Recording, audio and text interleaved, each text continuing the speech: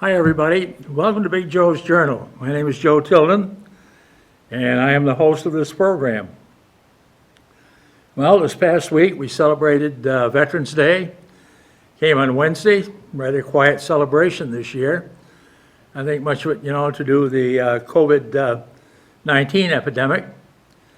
Meanwhile, the child in the White House refuses to admit defeat. I see today he came out with another claim that he actually won the election. Well, some of his stooges are supporting him in this. I think he's following the lead of his so-called attorney, Rudy Giuliani.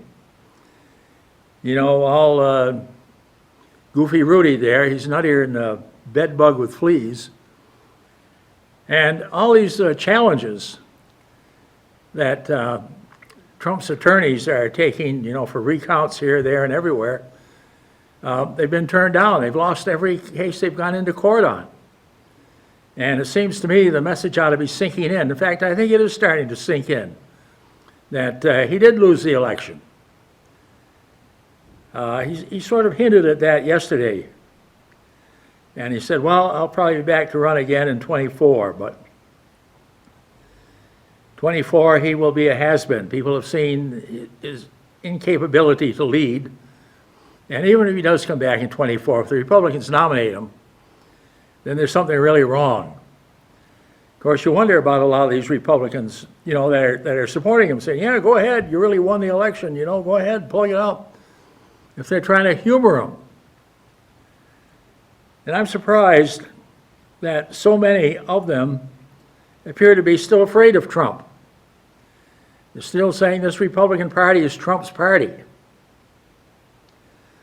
Well, it has been for a while, but hopefully this election will give your middle-of-the-road Republicans, your good people, a chance to take back their party and get rid of that radical right wing that is sort of taking over the domination of the Republican Party. At one time the Republican Party used to be known as the Party of Lincoln.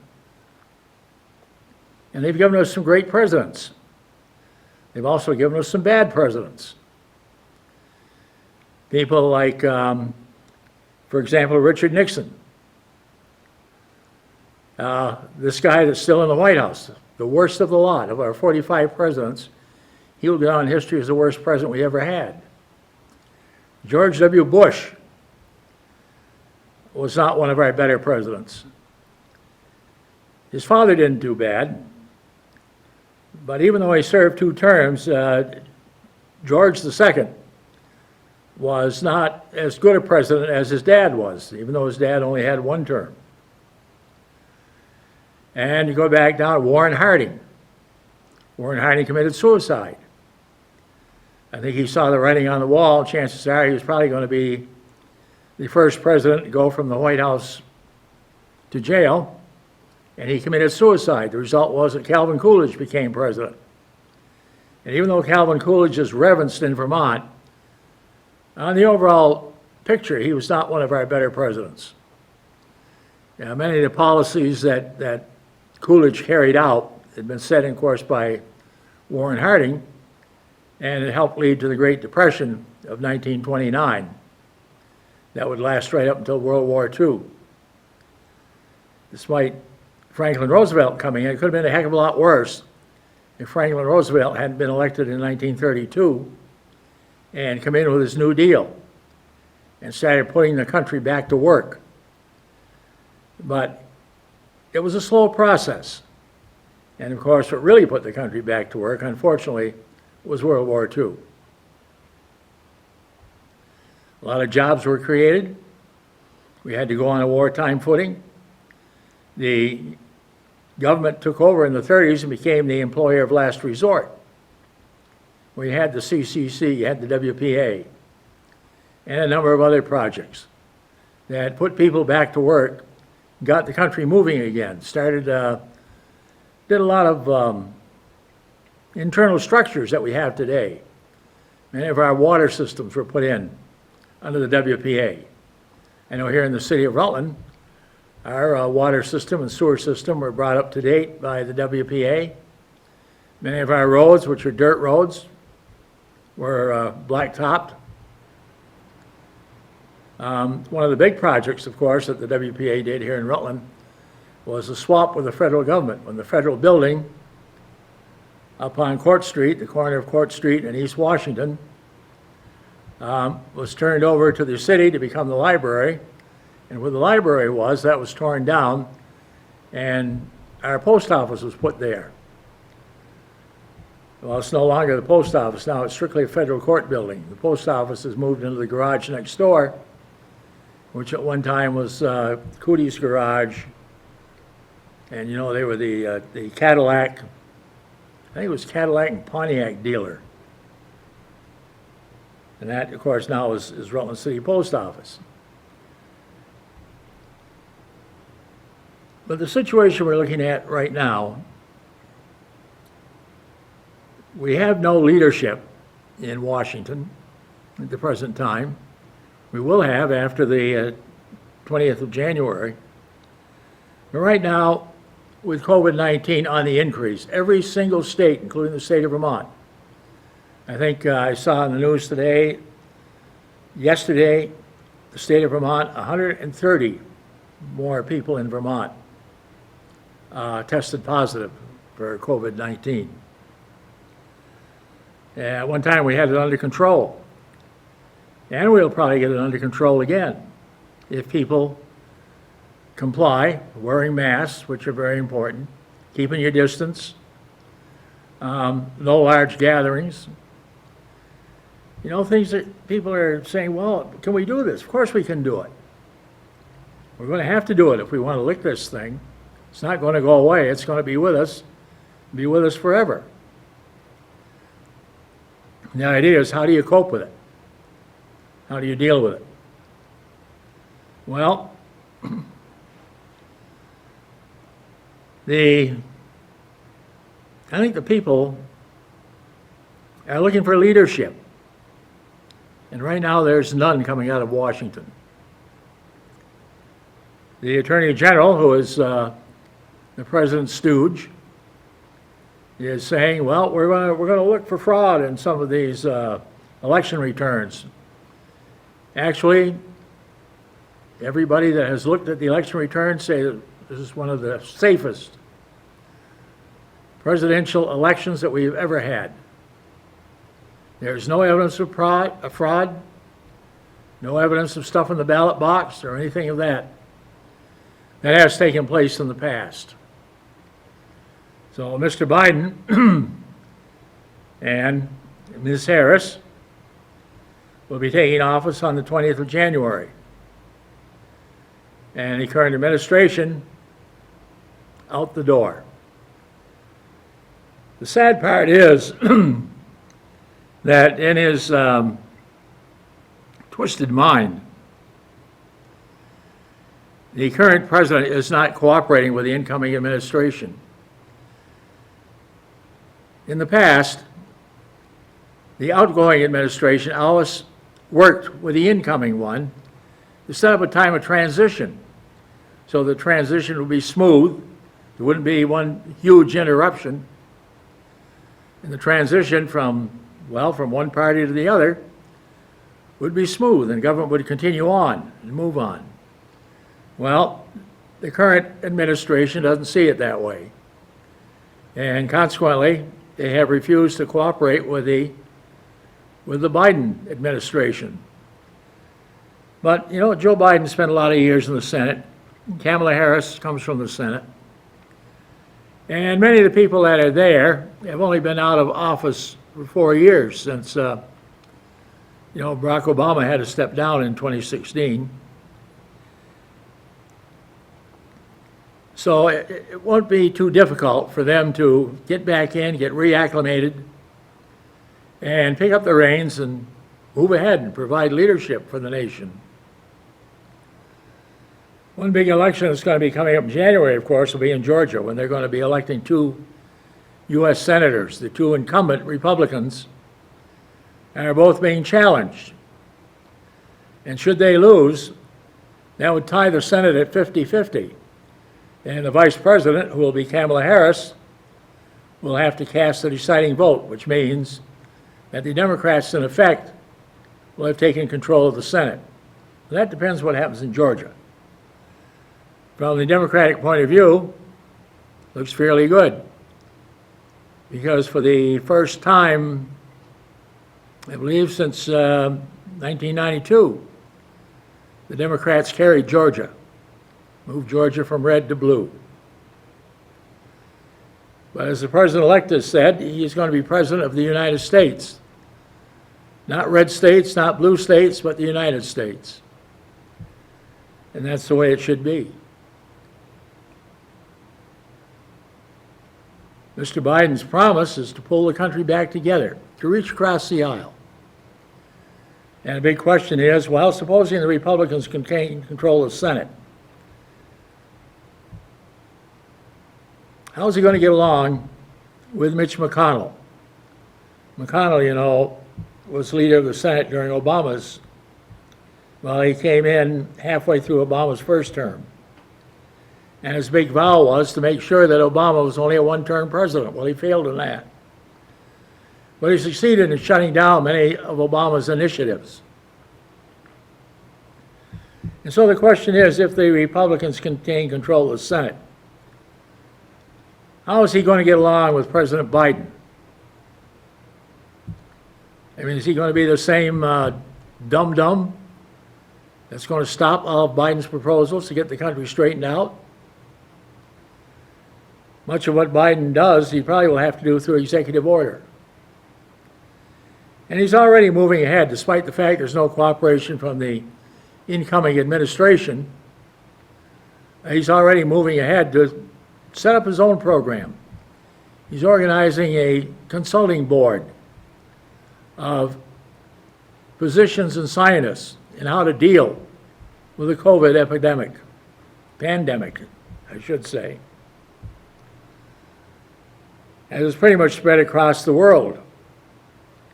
Here in the United States, here in Europe, Western Europe, as far as we know, not much information comes out of Russia or China, so we really don't know how bad it is there, but I'm sure it's got to be bad. And President Biden has already set up his advisory board. As he said, he's going to listen to science. Something the current president didn't do. And we're going to get some kind of a program going. Many of the governors have had to step in when there's no leadership from Washington.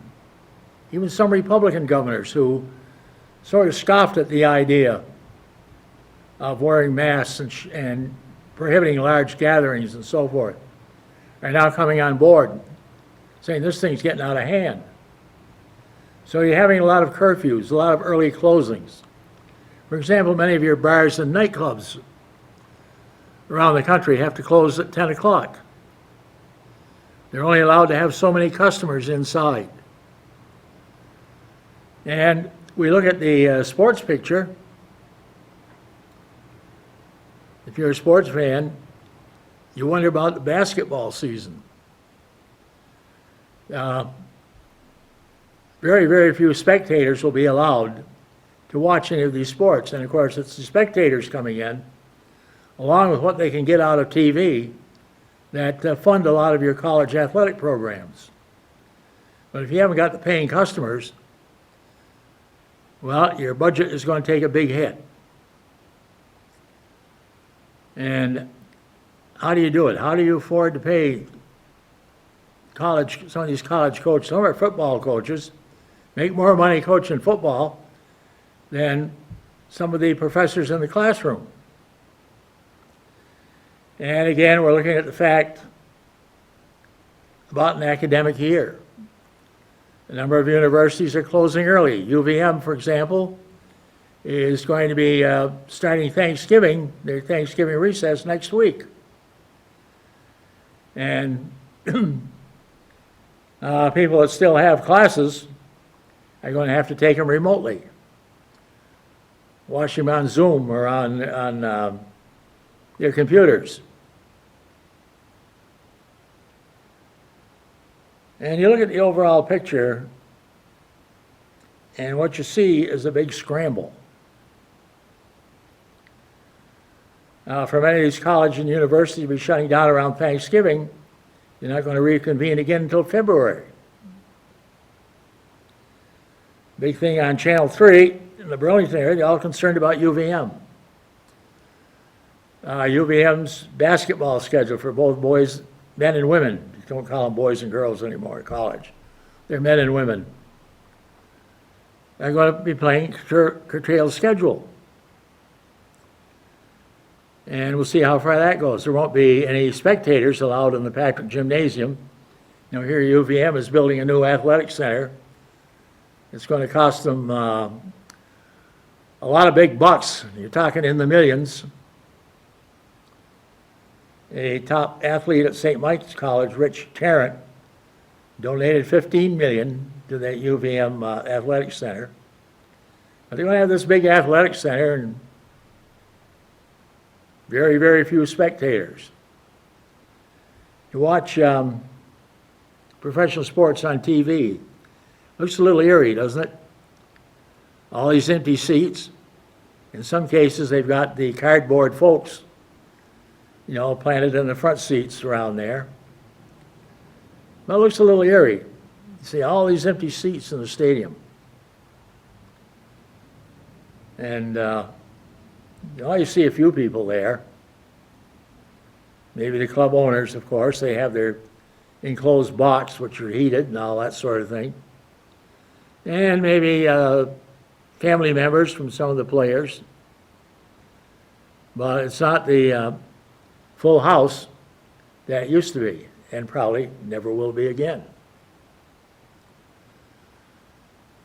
So from now to January, without leadership, I think the country is going to turn more and more looking to the president-elect. And even though he won't be in office, he will in effect be the leader that's going to set the tone for the country. He can't do it by mandate, but he can do it by suggestion. Big thing, and he said it already and said all through his campaign. Wear a mask. Stay separate. Stay 6 feet apart. Things look different. I was watching a rather popular game show program on TV. It's The Price is Right. I think probably it's one of the top game shows in the country. And the way they're doing it now, they're observing they don't have the big audience out there because they can't. And I don't know how they select their people, but, you know, to participate, it's probably done by lot or something like that. People apply and so many get to come in and so forth. They do it that way.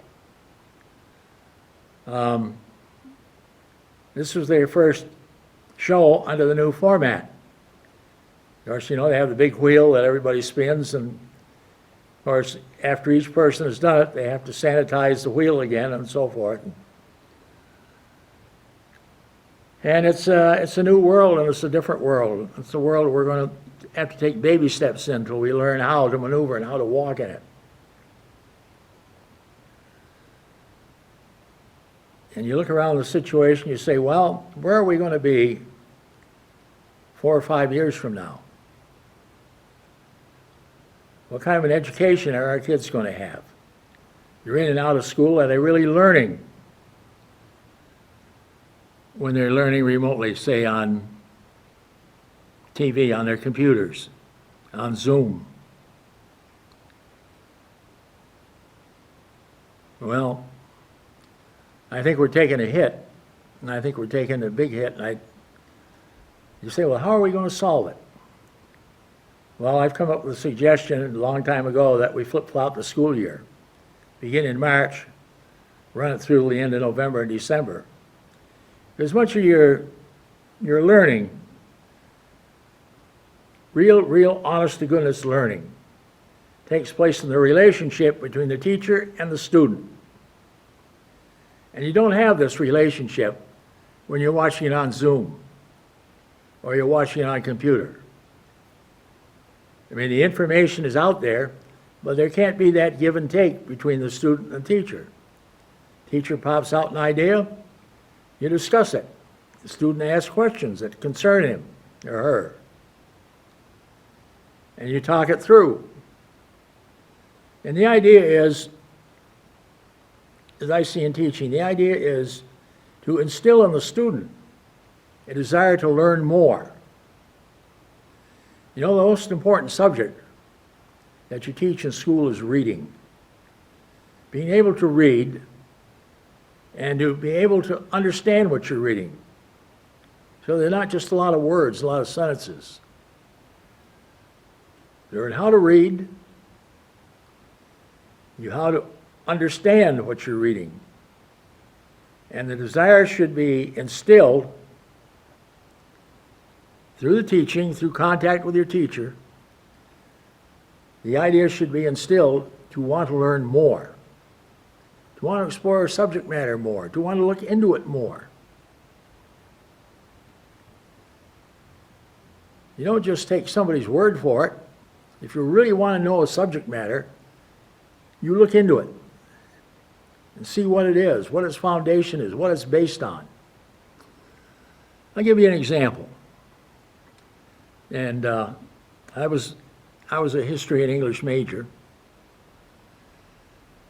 But we have an incident in our history called the Louisiana Purchase. Now, the Louisiana Purchase is written up in our history books as a great financial undertaking by the Jefferson administration. Got all that land for $15 million. Well, who did we buy it from? We bought it from France, Napoleon. The situation was that Napoleon was engaged in a number of wars in Europe. He eventually, of course, lost and was exiled. Exiled twice, came back, exiled a second time. And he had planned a big invasion of Russia. He needed money. Well, France had defeated Spain, and Napoleon's brother was he called himself the Spanish king. Actually, he was a puppet king propped up by Napoleon's military. And all that land west of the Mississippi, going way out to the Pacific Ocean, had been claimed by Spain. Well, once Spain was defeated, France took over and claimed all that area. But Napoleon, in his military ventures, he needed money. And along comes the United States, very, very young country. Thomas Jefferson is president. And he sent, I believe it was Robert Livingston was one of the negotiators, and I have a senior moment, can't recall the other two, to go to Napoleon and see if he was interested in selling that land. Well, you know, I got a feeling Napoleon didn't even know where the land was, but he says, hey, I need money. How much are these people willing to ante up? And Napoleon, of course, had never been to this continent. He had no idea the scope of the land that he was selling. So, when this young country said, well, we'll give you $15 million, Napoleon took it. And what we call the Louisiana Purchase, all that land came into the possession of the United States. All up through the Missouri River, up into the northwest, out to what is now the states of Washington and Oregon, California, Arizona, New Mexico, parts of Colorado, and Texas were still claimed by Mexico, which had won their independence from Spain in 1825. Or, well, it would win their independence. They hadn't won it yet. Technically, with Spain falling and no longer being a colonial power, technically those lands also belonged to France, but they were not part of the Louisiana Purchase. But $15 million, we paid Napoleon $15 million. And we say, man, what a wonderful financial deal. Actually, we got taken. Napoleon didn't own the land. He didn't have an army over here to defend it. If we wanted it, we could have taken it. We didn't need to pay him $15 million, and there was nothing he could have done about it. But this young country ended up 15 million, helped finance Napoleon's wars. And of course, as you know, the explorations of Lewis and Clark, exploring much of that land that is now our Midwest, now our Northwest. But you look at this deal, it was not a good deal for the U.S. We got taken. It was land fraud. The land didn't belong to Napoleon. It belonged to the Native Americans who lived there, who cultivated it, who had their nations there and their livelihood there. It was their land. It wasn't Napoleon's land. But the United States paid Napoleon big bucks, and that became part of our country. And President Jefferson wanted to know more about it, wanted to know, well, how much did we buy? I know we bought an awful lot of land, but how much? And therefore you had the Lewis and Clark expedition that mainly went up the Missouri, what's now the Missouri River. They explored in areas they had for guidance. They had an Indian squaw who was a Lakota Sioux by the name of Sacagawea. And she served as a guide to the Lewis and Clark expedition. But the biggest land fraud is not something of glory in our history. You know, you say, well, this is reverse history. Yeah, it is. Reverse from what's been taught over the years. Because when you look at it and you examine it, and you say 15 million, a lot of money in those days is today. And we paid for land that we didn't have to pay for. As a nation, if we wanted it, we could have taken it. And it wasn't a darn thing Napoleon could have done about it, because he didn't have an army over here strong enough to hold it. But this is one reason why you have to have that personal relationship between the teacher and the student. You say to that student, well, look at this a little closer. Look at it from a different light. Today we're seeing a lot of revision in our history. Many people are looking back at it and saying, well, maybe this wasn't the way it was. Maybe it could have been done differently. Maybe it could have been done better. In some cases, we might be going a little bit too far. You know, when the Constitution was drawn up, the people that drew it up were all wealthy. Well, not all of them were wealthy, but they were people of means, men of means. They were white men, men of means. And they drew up the Constitution. Of course, it was not a perfect document. It was a document of compromise. It was a document which laid the foundations of this country, upon which we still rely on, which still exists. Since the original Constitution, we've had 27 amendments to correct some things in the Constitution that needed to be straightened out and modernized. But it's still the law of the land. I mean, one of the many things was, when it originally came in, of course, we had slavery. And it would take a civil war. It would take the Emancipation Proclamation by the 16th president. It would take the 13th Amendment to end slavery.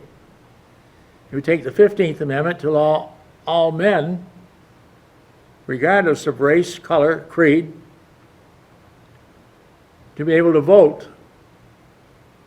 And it would take the 19th Amendment to allow women the right to vote, and the right to full participation in our democratic system. Our goals were set for us, even though he did it unconsciously, I believe, but it was what he believed in, by Thomas Jefferson, the Declaration of Independence, the second paragraph, that all men are created equal, and endowed by their Creator with the inalienable right to life, liberty, and the pursuit of happiness. That's our goal. We're not there yet. We're a long ways from it. But bit by bit, step by step, we're getting there. Well, this winds up another week So may Almighty God, in His infinite wisdom, bless these United States of America.